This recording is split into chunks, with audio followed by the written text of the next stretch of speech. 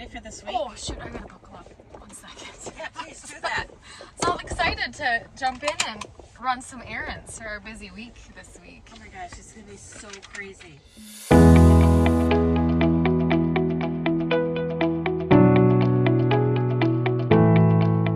Tomorrow we are excited to have Dr. Stephen Lose at our monthly networking luncheon at the Monticello Community Center at 11 o'clock. Note the time change. This is our special event, and he's speaking on leading in difficult times. It has been kind of a difficult time lately. Yeah, I think this is a really timely presentation. Yes. Just to help us as professionals and even in our personal lives, really look at some tips and techniques just to help us navigate that, whether it's at the workplace or in our personal lives. It's going to be a fantastic presentation. It is. It is. I'm really looking forward to it, and I'm really looking forward to the lunch. Oh! Yes. Well, I think people have noticed We like food. from our episodes we like food. We like food. So, yes, I am excited for the lasagna myself. Yes, and did we ever find out what the bars will be? I think we landed on a combination of her Carmelitas and the Special K bars. Perfect. So you get a little taste of both. Okay, perfect. All right.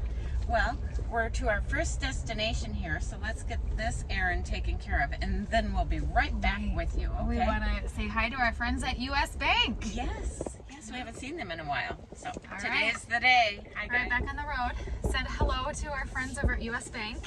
Hello, US Bank. Yeah, they're such nice folks there. Until next time. Yes. Yes. Well, also this week, because we mentioned we have a busy week, Wednesday, we start our day with Good Morning Monticello over at National Bank of Commerce, 7:30 to 9. And they have a ribbon cutting also that morning to follow Good Morning Monticello. It's going to be so fun. They always have such a nice turnout, lots of people, and it's just great. We enjoy Good Morning Monticello, so please join us. And Wednesday too. So that starts our day, Deb. That starts our day, yes. And then in the evening, we've added to the chamber calendar, but it's certainly a public opportunity for those of you who still have questions about the upcoming school levy or even the candidates For the state for senate. the state senate. Yes, we have an open seat with Bruce Anderson's passing. So we have two candidates, a Democrat and a Republican, that are running for state senate. So they will be in the House, per se. Not the House, but Mississippi Room. Mississippi Room, Monticello Yes. Community Center, a Yes. candidate forum to hear what they have to say, ask your questions. It'll be an informative night. Starts at 6 o'clock, Yes, and goes till 8. goes till 8. We have a So, long day Wednesday. packed day. And Thursday. Thursday, I know. That's my favorite day. Do you have a costume? Are you wearing a costume? Well, you know, the chamber owns quite a few costumes. I might have to borrow one. But Thursday we have our downtown trick or treat. That is Thursday, October 23rd, 4 p.m. to 6 p.m., where over 2,500 kiddos and their families will be coming down Walnut Street, West Broadway Street, and into Westbridge Park for downtown trick or treat. And I closed West River Street, and some businesses and even residents are going to do a trunk or treat because rumor has it Fleet Farm is not doing their trunk or treat this year. Yeah, that's what I heard. Yeah, so since we closed River Street, West River Street, we're going to allow some people to open the trunk and treat. It's going to be an amazing event. We're hoping for good weather because we do have some food vendors down in Westbridge Park. We're having a DJ. Yes. Is going to be down there. What food are they going to have? Here we go on food again. Right. You know, if you ever want information on food, you know where to find us. But yes, our food vendors in the park are Limichio Kana will be down there, Pizza Ranch, and Von Hansen's. Oh, yum. Okay. So, Hope they bring beef sticks. beef sticks. Oh, Got Von me hooked on Hansen's. those things. Yes, Deb and her Von Hansen's beef sticks. Do you have your stash or is it already gone? The jalapeno ones that he highly recommended are gone. Those were good. They were good. Those are a really good snack I stick. guess I do recommend those as Well, the soda crackers are also gone. I don't think they lasted more than a day. He was right. You can eat those by the handful. Yeah, you didn't save any for a salad. No, now I'm gonna have to go buy more. Maybe we should buy a car. We'll buy all these car lots. Out and about, another errand we have to run is to say hello to West Metro. But tell me, What is our task here at West Metro? Well, we are not buying a car today. Today. Keyword. The keyword is today. However, last week when we had the board meeting, they approved all the nominations for the Business of the Year.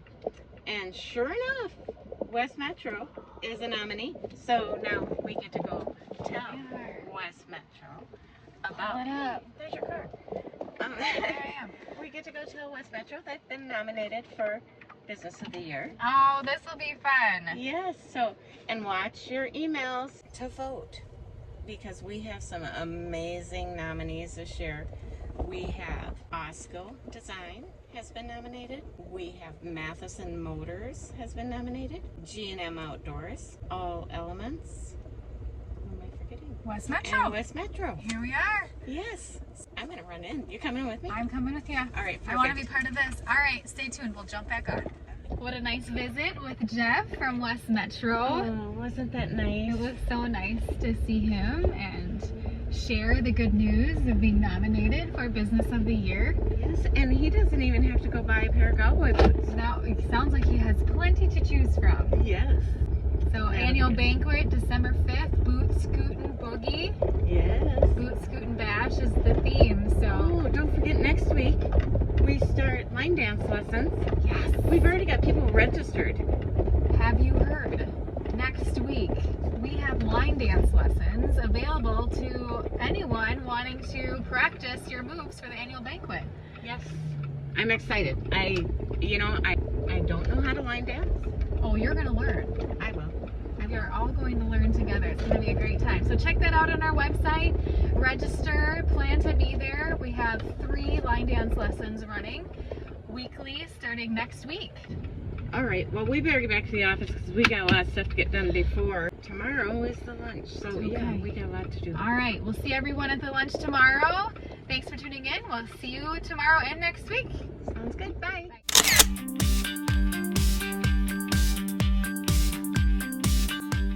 Well, we have Eric Olson, the Superintendent of Monticello Schools, here with us today in the Chamber office. We're so excited to have you with us.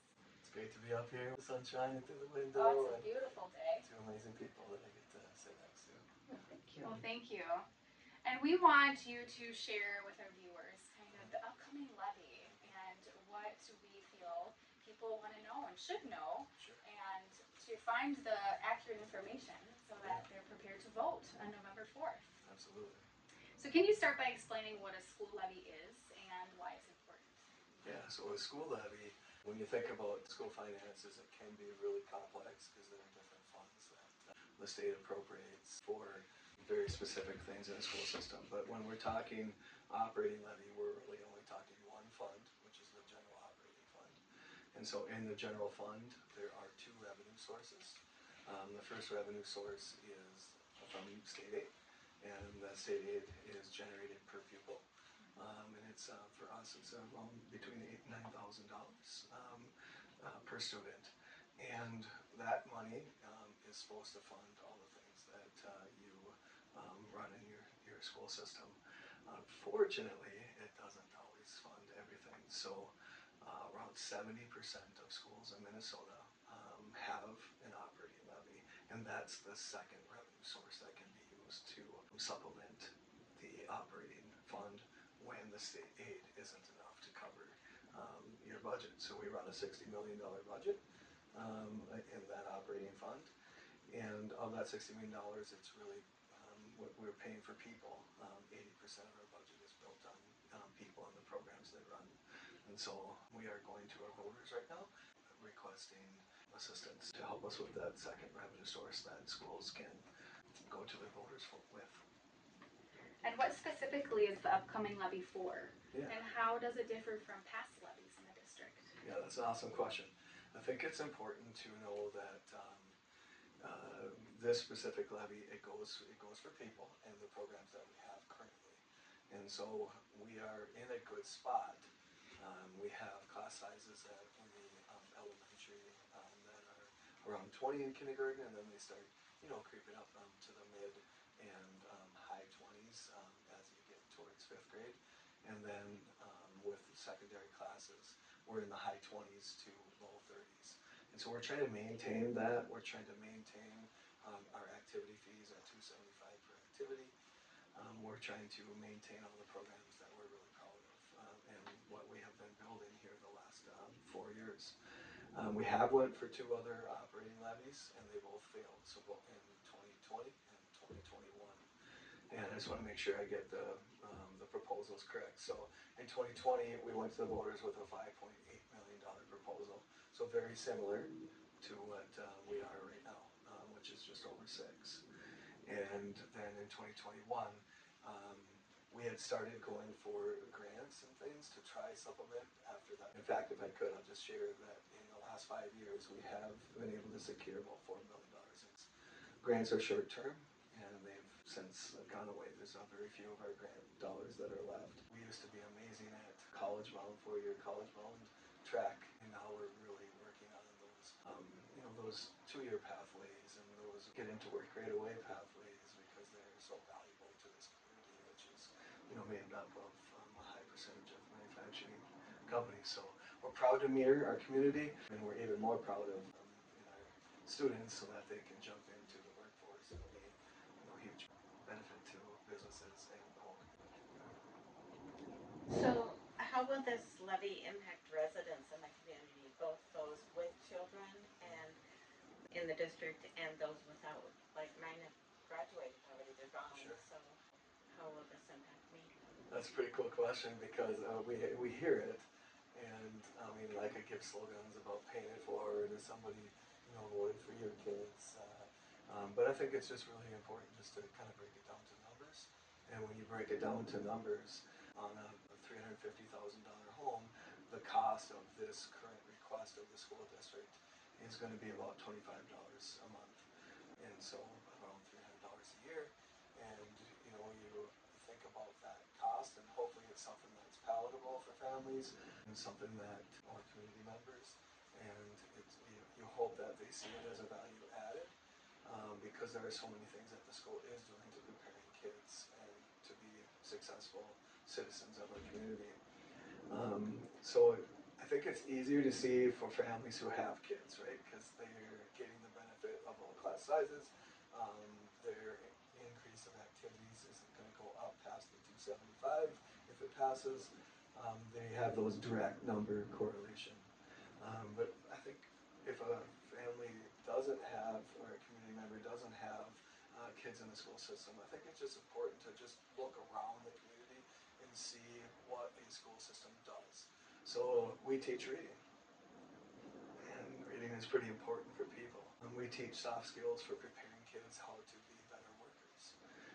We teach, we gather the community, sometimes anywhere from 700 for a music event to 4,500 if it's a big game. But it's also scary for us, knowing that if the upcoming election fails, we will not have that $775 per people anymore, and that would go away. So we'd only have the one revenue source, and we know that one revenue source isn't enough to be able to sustain. I've kind of been talking about how it's going to be used to sustain. So when we look at our general fund right now, what we have to look at is that we are just coming off of a $2 million reduction, and so that $2 million reduction, the goal of the school board was to try to keep it away from the classroom.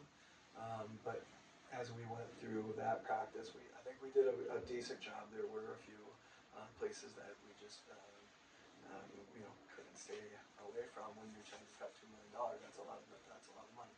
But in this particular upcoming election, a failed operating levy means that we don't have any more soft spots to cut.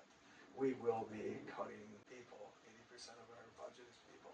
80% of this operating budget is people. And so we'll be reducing a lot of the programs that maybe we've come to love. We would reduce contracts of anywhere from 39 to 50 people from all employee groups. So every employee group, including administration, would be affected, and it looks like it'd be in the neighborhood of 39 to 50. It's hard, and this is the hard part for communities. They want us to name exactly everything specifically. This budget that it affects is 2 years away because everything's delayed from the state. And so to name everything specifically is a little bit more challenging because there's so many things that happen, different costs of heating, different costs of contracts. And so we've given that range of 39 to 50 people, and then depending on, different contract obligations would dictate who those people are from each employee group. So it's, when I talk in general, it's not because we're trying to, hide anything. It's just because you're looking out and forecasting something that's a little ways away. So it's, when you just kind of break down the math, you can look at that, we have 5 total, built brick and mortar buildings, and if you had 50, it'd be about 10 per building, and, somewhere in that 7 to 10 people per building that we would be reducing, and that is including the district office. People always want to know, would you be cutting administration, and we'd be looking at equitable reductions everywhere. So how do well-funded schools affect the local economy and property values? Yeah, this is a fun one. I think, and I know I've already said it once, but just start with the concept that a thriving school district is a thriving community. And so as we try partner with businesses, and I just have to give a shout out to our businesses in our high school program. I know Cole is an intern here, and he's working with our pathways coordinator, Ms. Kunkel. And so when you think about the things that we're trying to do for kids, we're trying to give them those firsthand real life experiences when they're young, so that they understand what they might be interested in when they get into making decisions about post-secondary. And we think that those are, really valuable because they're going to give kids free opportunities. They don't have to pay for it to see if they like something. And then it's also building leadership, being accountable to your employer. And we're really proud of those apprenticeships. We are in so many different partnerships, so I can't say thank you enough for those opportunities for kids. But then on the backside, once kids graduate, like I said, they have a little bit of knowledge to make good decisions. And we really recognize that our community has some wonderful opportunities just to jump into the workforce too.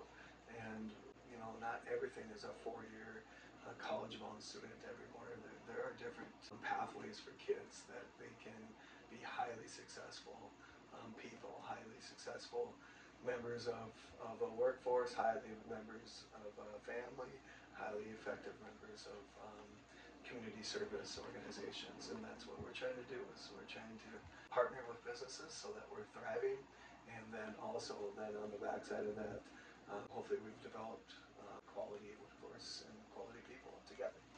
To add to that, I was at a speaking engagement of yours maybe a month ago. We hosted a coffee with Eric here at the chamber office in the morning. And you were speaking about how new businesses do research, or families looking for housing do research. And one of the number one things they're researching is the school district. And where to build their business, where to raise their family. Can you speak to that a little bit? I think that would be important in this question too. Yeah, absolutely. That switch has been happening, I want to say, just knowing our district as well as I do. I've been here 21 years. When I was a principal in the district, people started coming in the summer and they wanted tours. They asked questions about the relationships. They asked questions about activities that you offer. They asked questions about academic programs, both enrichment and students who might need some intervention. So people are interested because they want the needs of their child met. So we have highly successful special education programs.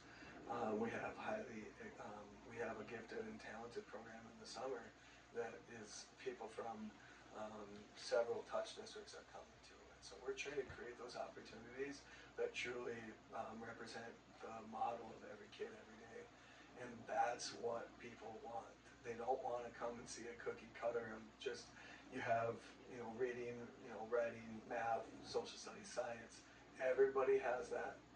What else are you doing to make sure that you're preparing my kid? So they're asking, what are you going to do for my child so that their needs are being met? And so those are the types of things that we've been building in an intervention program. We've been building, both school day programming for, helping kids be able to read at grade level, and then obviously our after school activities. I think are widely recognized as one of the best in the area for sure, if not in the state. We're making to the state tournament a lot, and so people are coming here for all those things, and they are shopping, and it's been something that's been going on, I'll say at least 10 years.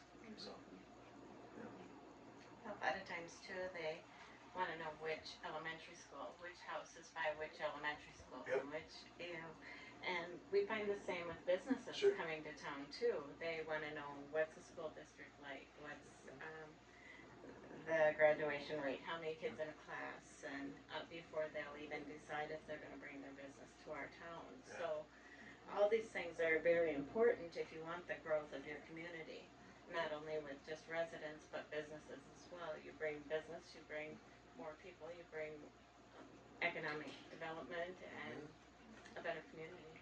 I'm not sure people always understand that ripple and connected effect. Right. I mean, you guys are in the organization to, make the community better and act, just accentuate the great things that are going on. Right. And that's, exactly what we want to do as a school system. Right. And be recognized for the things that we are doing here, so that people, not only choose us. Obviously there's financial gains every time a student comes here, as your supposedly number one, revenue source, but it's just healthy. Yes. Yeah. That connection between a healthy business economy Yeah. equals a healthy school system.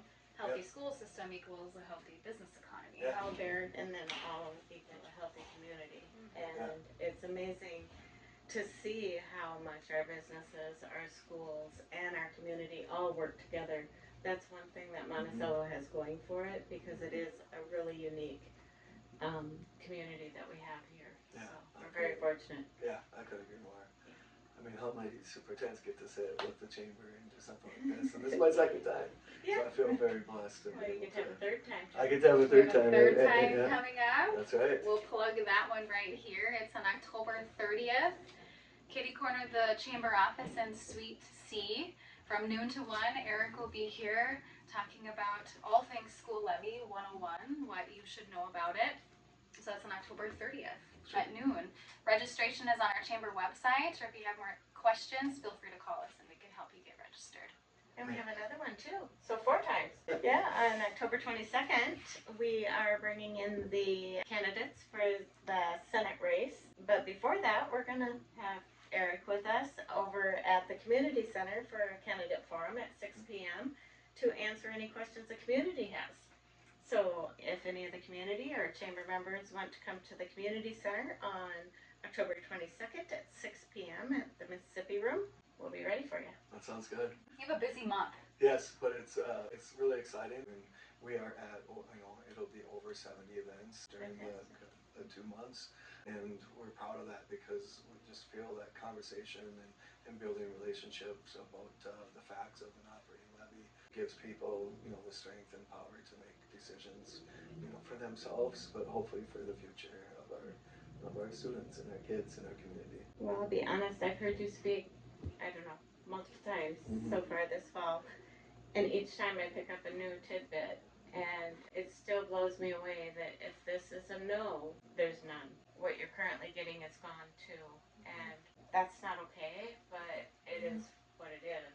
And so hopefully we can get that message out there, because to go from 700 to 0 is quite a big drop in miles per hour. Per student, 4,000 students, so that would be a huge drop. And those are the types of things and the type of conversations and the bold statements that we want people to, wrestle with, so that November 4th, people make informed decisions. And like I always say, it's really a civic duty to get out and vote. And that's why we feel really proud of all the different engagements and the conversations that we're having, because hopefully it leads to people understanding it more deeply and making a choice that was right for them.